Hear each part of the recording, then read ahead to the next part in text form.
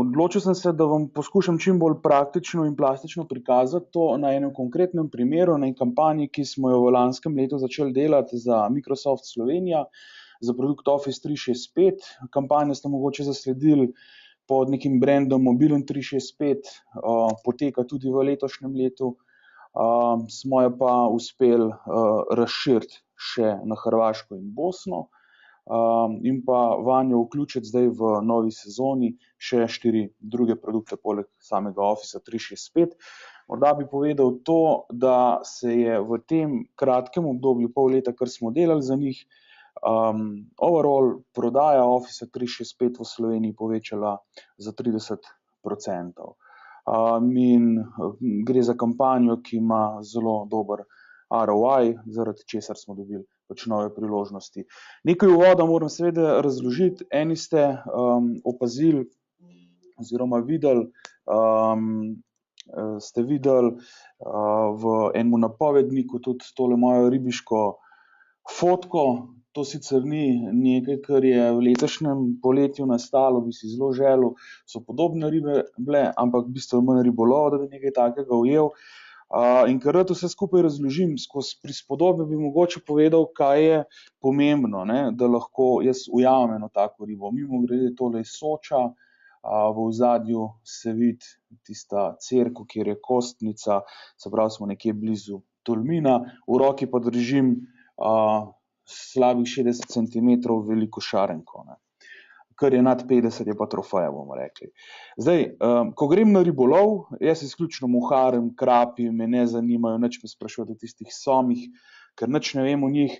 Ampak, ko grem na ribolov, da ujamem ribo, sta vsaj ene dve stvari, ki sta pomembni. Ena je ta, da bom izbral pravo muho, pravo umetno muho, ne. Jaz imam v svoji škatli morda, ne vem, 50 različnih muh, in izbor prave muhe je odvisen od tega, kje lovim, se pravi, je to Soča, je Sava, Idrijca, v katerem letnem času, v katerem delu dneva, pa morda tudi nekaj vreme. In nikoli ni ena sama muha, ko v vodo pogledaš ali pa na vodo, ampak je množica teh. In druga stvar, ki jo moram ugotoviti, je to, kje je tista mikrolokacija, da bom, kjer je riba, ne, ki jo bom lahko dražil za pravo muho. Šele ko ta oba dva dejavnika nekako poklopim, takrat je priložnost, da pride do prijema, ne. In šele takrat, ko je prijem, ima muhar, ne, se pravi ribič, priložnost, da ribo ujame, ne. Takrat je odvisna pač spretnost. Zakaj to razlagam? Zato, ker se mi zdi, da je tukaj nekaj podobnega, kar mora prodajalec dobiti, ne. Torej, mora dobiti prave stranke, ki jih zanima to, kar nudi, in so v tistem pravem momentu je on pri njih, ne. Se pravi, ko je nakupna zrelost do neke ravni. Se pravi, da bomo rekli na ribičijo, če spet neko tako prispodobo dam, marketing mora zagotoviti meni, da sem izbral pravo muho, pravo reko za pravo mikrolokacijo, da se mi tam riba nahaja, in ko je prijem, je pa stvar prodajalca, da je tista spretnost, ne, da se riba zapne in pač pripelje do ribiča, ne. Lahko bi rekli, da je prvi problem, ki ga mi rešujemo, na neki način to, da nudimo prodajalcu en insight v potencialno stranko. Z uvedbo marketinškega informacijskega sistema ali pa angleško marketing automation platforme, mi nudimo vsakemu prodajalcu to, da lahko vidi, kateri so tisti lidi, ki jih nekaj zanima, koliko zelo jih zanima, pa kaj je področje zanimanja. Na osnovi tega lahko predvidimo, kakšna je nakupna zrelost oziroma kako blizu odločitve so, in obenem tudi kakšen odnos goji do nas in kakšne šanse imamo za nakup. Seveda na tak način potem tudi prodajalec lahko izbira, kateri so tisti ljudi, ki njega zanimajo, ne, ker lahko tam naredi nek konkreten posel. In to je v bistvu prva težava. Pogledali bomo v praksi, kako to izgleda. Point vsega skupaj je pa, da se prodajalcu ni treba ukvarjati z slabo potencialno stranko, ne. Torej, če vas tako vprašam, ne, A v vašem podjetju imate ta problem, da prodajalci nimajo dovolj časa, da imajo preveč enih lidov, ki jih morajo obdelati, ali pa preveč nekih kvazi povpraševanj. Če imate ta problem, to pomeni, da ga rešujete na tak način, da poskušate čim bolj kvalificirati svoje lide. Ne samo po tistih njihovih podatkih demografskih, ali pa podatkih firmografskih, rečemo o podjetju, ampak tudi po tem, kako resno jih nekaj zanima, zakaj jih to zanima, kakšen problem rešujejo in zakaj je za reševanje njihovega problema vaša rešitev prava. Tudi ta del vpogleda v stranko se seveda da dobiti. Na tak način, ko mi vemo, katere 3 stranke med 100, ki jih moram ta teden obdelati, so kupci, pomeni, da večji del svoje energije kot prodajalci fokusiramo točno na te 3 stranke in se ne ukvarjamo s 70 ostalimi, ki izgubljamo samo čas, ker jih niti ne zanima dovolj, niti to, kar jih zanima, morda mi ne rešujemo. Na tak način bolj učinkovito, kot prvo porabljamo svoj čas, po drugi strani pa definitivno mnogo več energije na plodna tla investiramo. Potem pa drug problem, ki ga imajo prodajalci ali pa imamo prodajalci, verjetno se tudi vam to dogaja, ne samo nam. In sicer, ko smo v stiku z neko stranko, ki kaže veliko zanimanje, velik interes, se nam zdi, da so vsi tisti pogoji predizpolnjeni, ampak ko smo v nekem fizičnem stiku, ko smo na prodajnem sestanku, nam stranka reče, mi smo zainteresirani, ampak dajte nas poklicati januarja. Zdaj kličemo vse tiste, ki so nas prestavili na september. Zdaj, kaj lahko tukaj naredimo? Pač veliko tveganje je, da če bomo pustili to stranko v miru 4 mesece in čez 4 mesece poklicali, da jo morda nekdo drug napali, morda pozabi, morda se ohladi, morda prioriteto ta njen problem izgubi. Zaradi tega pač je potrebna neka aktivnost.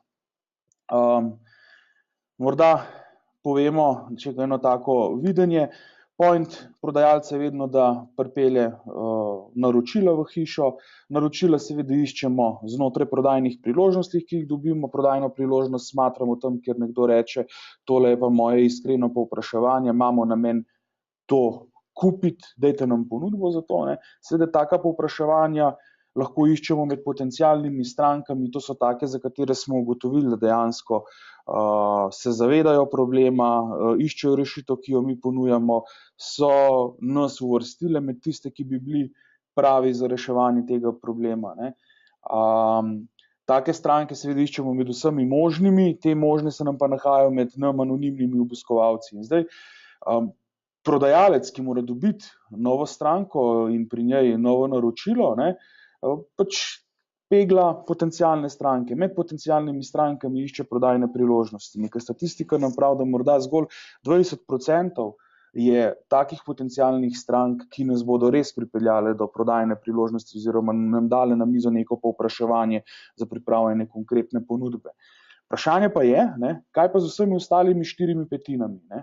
To so tisti, ki morda rečejo, ja, smo zainteresirani, ampak dajte nas poklicati čez 4 mesece. Kaj s takimi naredimo?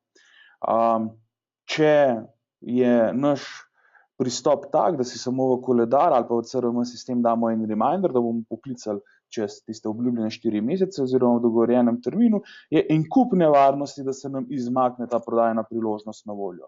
Sigurno je pač prisotno dejstvo, da en del teh lidov, teh potencialnih strank, so vroče potencialne stranke za našo konkurenco in jih je nekdo drug navdušil, morda je tam tista prava kemija bila, ki jo pri nas niso doživeli, ampak bi rekel, da večina je takih, ki so zainteresirani, niso pa še zreli, in jih je treba na nek način ogrevati ali pa dozorevati. Zdaj samo vprašanje je, kako to naredimo.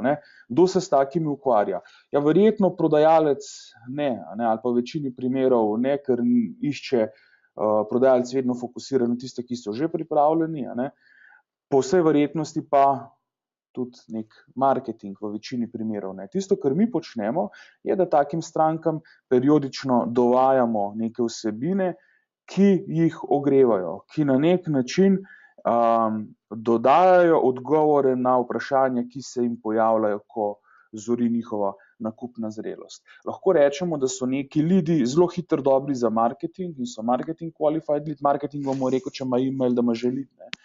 Prodajalec bo rekel, če nimam telefonske številke, mi je itak brez veze. Ali pa če imaš Gmail, mail mi tudi nekaj dosti ne pomeni. Ne.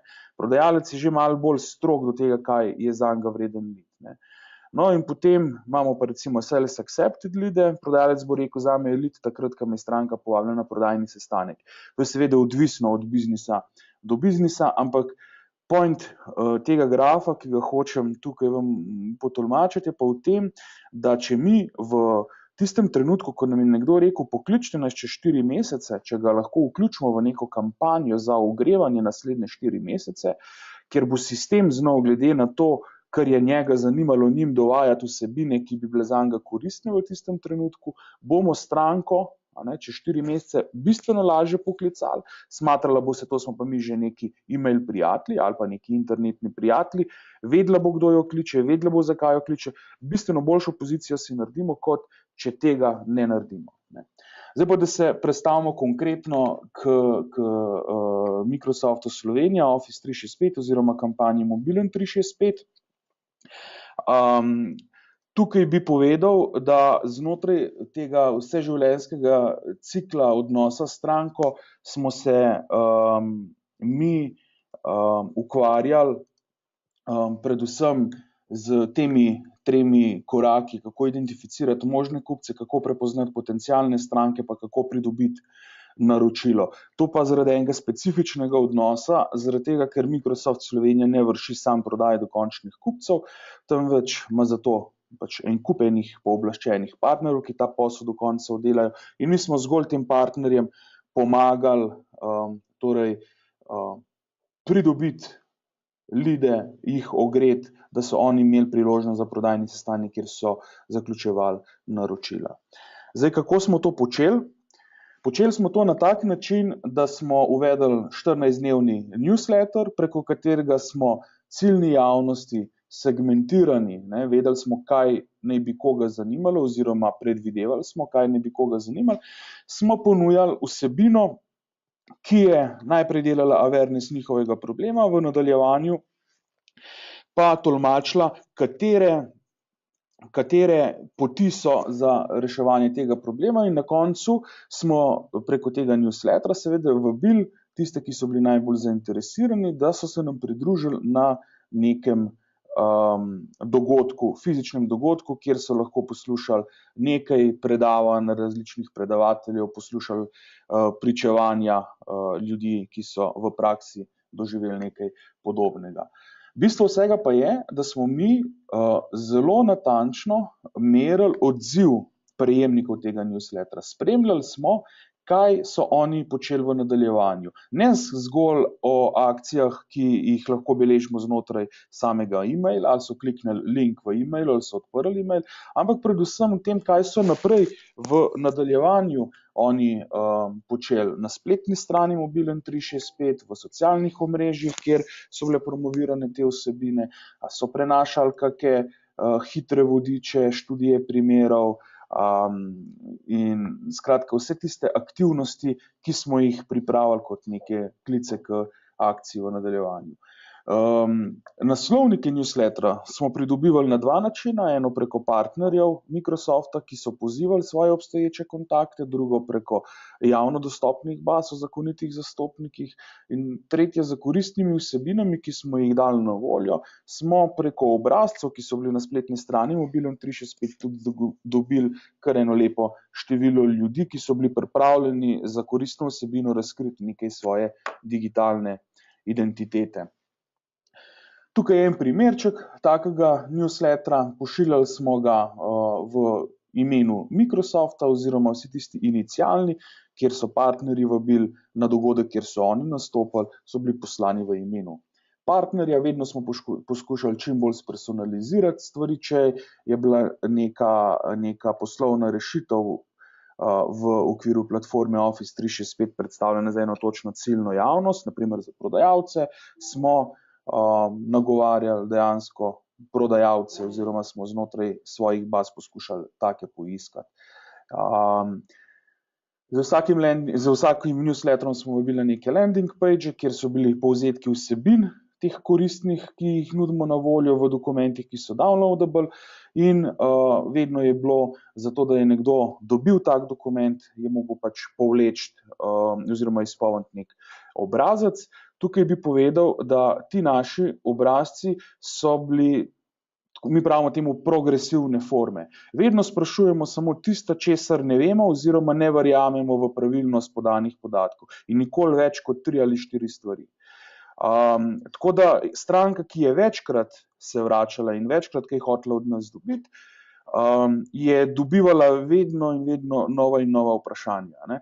Morda se vam zdi, da smo mi že sitni, ko vas sprašujemo o budžetu, ki ga imate za marketing, pa vam to vedno znova dajemo, ampak nekako nismo zadovoljni, če date številko 1 ali pa 100 ali pa neko tako, ki se nam ne zdi realno.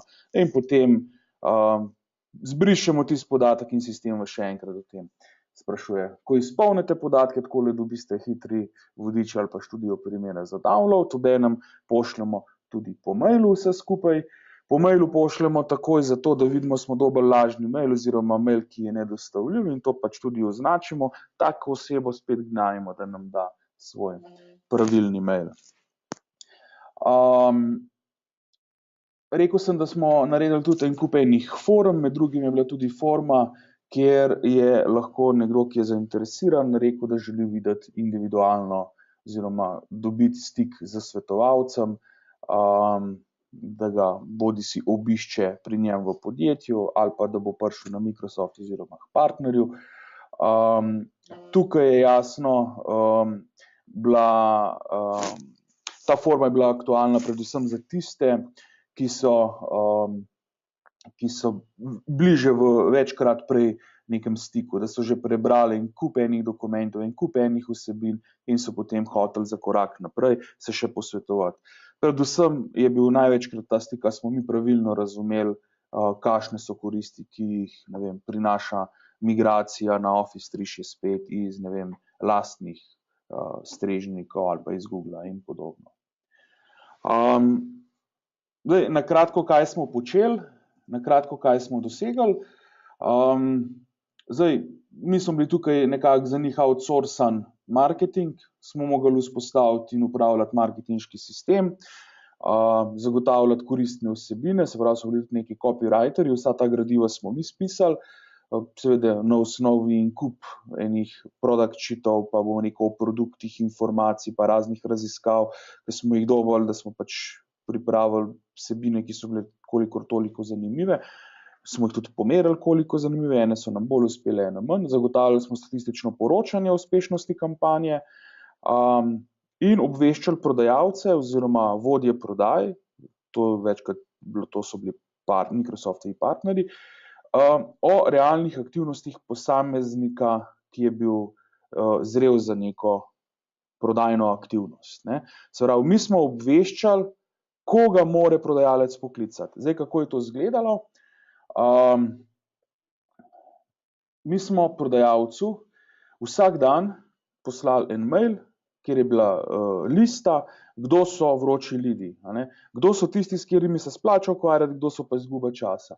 Prodajalec je to lahko segmentiral po obsegu zanimanja, po datumu, po točkah konverzije. Ko govorim po točkah konverzije, na osnovi tega je lahko predvidel, kaj nekoga zanima, ne. Prodajalec je imel to tudi kot eno dobro pomagalo za tiste, ki so mu rekli, pokličite čez 2 meseca, ne. Je videl, kdaj so se te začele vračati, to pomeni, da niso zamrle vse aktivnosti. Skratka, poskušali smo prodajalcu dajati pametne podatke o tem, kako blizu je on svojega uspeha. To je izgledalo tako, da je dobil en mail, tukaj imamo primer za enega konkretnega človeka, en konkretni lead, podatki, ki smo jih v njem zbrali, ime, priimek, podjetje, telefonska številka in aktivnosti, ki so bile na primer 8.7. To je tak real-time alert, hočem videti zdajle, kaj se mi dogaja, ne. Drug primer je primer dnevnega poročila za prodajalce. Vsi prodajalci so zjutraj, ko so prišli v službo, jih je čakal mail, kjer so videli seznam vseh tistih, ki so bili predhodni dan aktivni na, bomo rekli, teh digitalnih vabah, je to spletna stran, so to socialni mediji in tako naprej. Spet vsi tisti ključni podatki, link, tale N, ki ga vidite, ne? Ta N je link do kartice tega človeka, recimo Igorja Pavletiča v marketinškem informacijskem sistemu. LinkedIn ikona pripelje do searcha v LinkedInu in Google ikona do searcha v Googlu, pokaže mi lead score, ki na nek način kaže mojo nakupno zrelost, ugotoviti moramo pa samo še, kaj je področje zanimanja, in page view kaže, koliko strani sem si jaz pogledal.